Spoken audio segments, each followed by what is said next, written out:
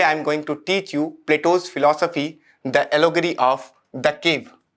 एक केव के माध्यम से किस तरीके से प्लेटो अपनी फिलॉसफी को इस्टैब्लिश करेंगे और कैसे उसको डिस्क्राइब करेंगे, आइए इसको समझते हैं। प्लेटो ने अपनी फिलॉसफी को समझाने के लिए एक केव का एग्जाम्पल लिया, एक गुफा का एग्जाम्पल लिया, और उन्होंने बताया कि एक गुफा है जिसके सामने एक दीवार है और उस दीवार पर कुछ प्रिजनर्स बैठे हुए हैं, कुछ कैदी बैठे हुए हैं। और ये कब से बैठे हुए हैं? तो जब से ये जन्म लिए तब से ये यहां बैठे हुए हैं।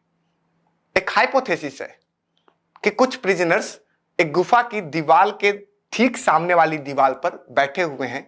और कब से बैठे हुए हैं? तो जब से ये जन्म लिए तब से बैठे हुए हैं। और कैसे बैठे हुए हैं? तो दीवार, गुफा की दीवार को के ठीक सामने है, यानी ये गुफा की दीवार है, उसके ठीक सामने ये प्रिजनर्स बैठे हुए हैं। बचपन से लेकर आज तक उन्होंने गुफा की दीवार को ही देखा है, यानी इस केव की वॉल को ही इन्होंने हमेशा देखा है। इनकी सोच, इनकी जो थिंकिंग है वो किसके सराउंडिंग है? तो सिर्फ और सिर्फ इस केव की वॉल के सामने के सराउंडिंग। यानी इन्होंने हमेशा किसको जाना? तो इस दीवार को ही जाना। अब जिस दीवार पर ये प्रिजनर्स हैं उसके ठीक पीछे कुछ लोग खड़े हैं जो कुछ थिंग्स लिए हुए हैं, कुछ वस्तुओं को रखे हैं, और उनके ठीक पीछे आग जल रही है। तो ये जो फायर है इसकी लाइट इन वस्तुओं पर, इन थिंग्स पे पड़ती है और उसका शैडो उस दीवार पे पड़ता है। एक बार और समझते हैं इसको कि जो फायर है उसकी लाइट पकड़े हुए जो थिंग्स हैं, जो ये लोग पकड़े हुए हैं इस थिंग्स को, उस पे पड़ती है और उसकी परछाई, उसका शैडो सामने की दीवार पर पड़ता है। यानी कि ये जो प्रिजनर्स हैं इन्होंने बचपन से लेकर आज तक इस शैडो को ही देखा है। वो नहीं जानते कि उनके पीछे कुछ वस्तुएं हैं जिन पर आग की परछाई बन रही है, वो परछाई वो देख रहे हैं। उन्होंने किसको ट्रुथ माना? तो उन्होंने ट्रुथ माना इन शैडो को।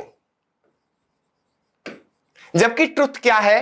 ट्रुथ तो उनके पीछे है जो कि वस्तुएं हैं, और वो वस्तुएं किससे शैडो बना रही हैं? तो लाइट के द्वारा। किसके लाइट के द्वारा? तो जो पीछे आग जल रही है। यानी ट्रुथ यहां था और ट्रुथ को समझा इसको।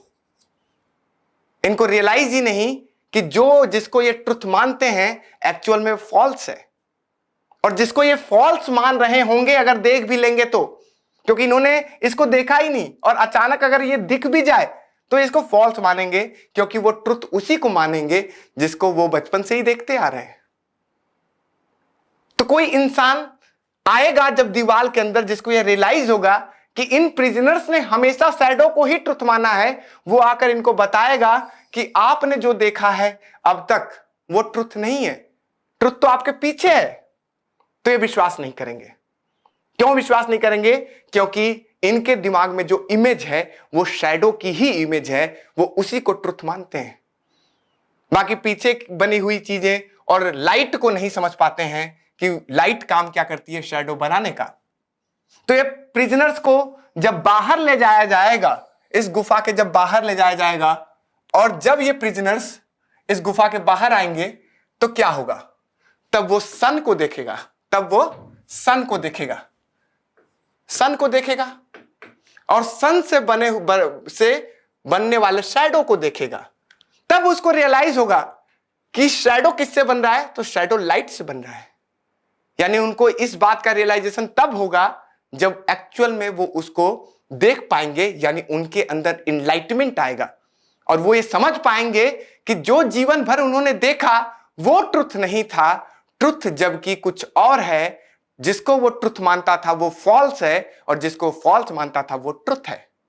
जब ये रियलाइजेशन होगा तब वो फिर से गुफा के अंदर आएगा और अपने बाकी प्रिजनर्स को बताएगा कि जिस शैडो को तुम देख रहे हो वास्तव में वो ट्रुथ नहीं है, ट्रुथ तो पीछे है जो कि ये थिंग्स हैं।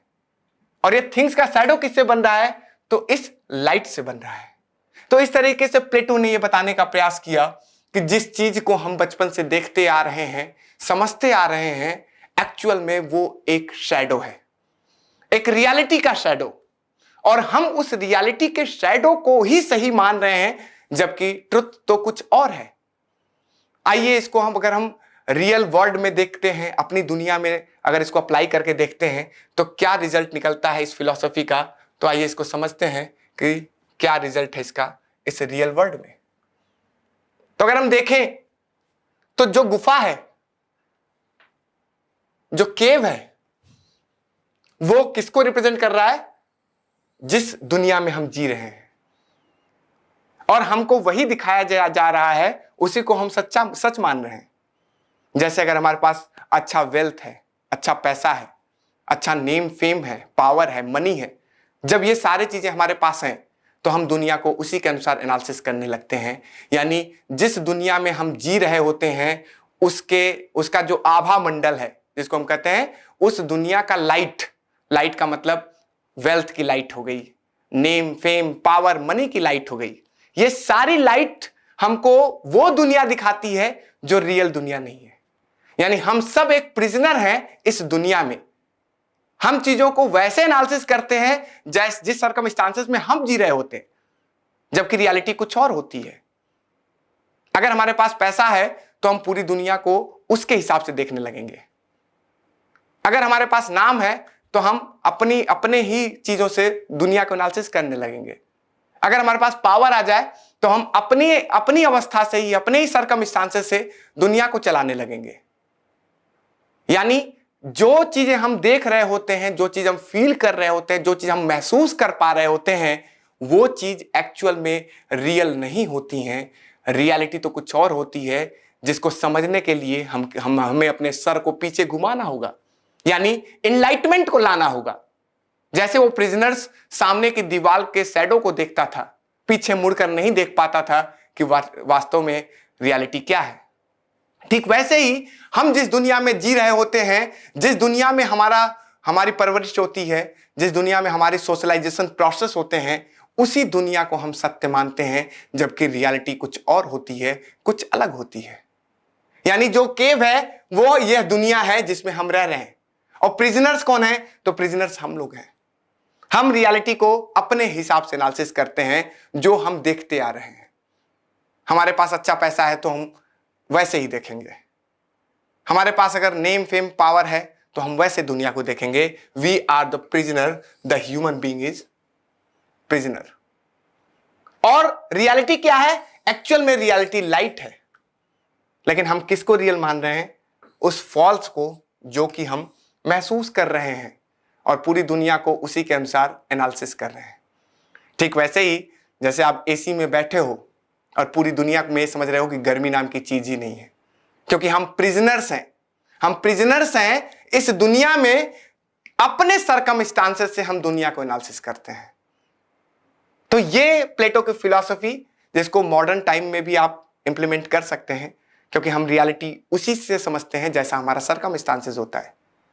और रियलिटी को समझना है अगर एक्चुअल में, तो हमें रिसर्च करना ही पड़ेगा, हमें अपने बैक देखना ही पड़ेगा। बैक देखने का मतलब ही है रिसर्च करना, ताकि इनलाइटमेंट आ सके, ताकि हम ये अंतर कर सकें कि जो फॉल्स है वो ट्रुथ है, और जो ट्रुथ है वो फॉल्स है। और जब रिसर्च करेंगे, जब इस इनलाइटमेंट को हम जगाएंगे, जब इस कंसाइंस को बाहर निकालेंगे कि जो हम देख रहे हैं वो एक्चुअल में ट्रुथ नहीं है, जब ये कंसाइंस आएगा तो वास्तव में इनलाइटमेंट होगा। इस तरह से हमने प्लेटो की फिलॉसफी एलोगरी ऑफ द केव को समझा। धन्यवाद।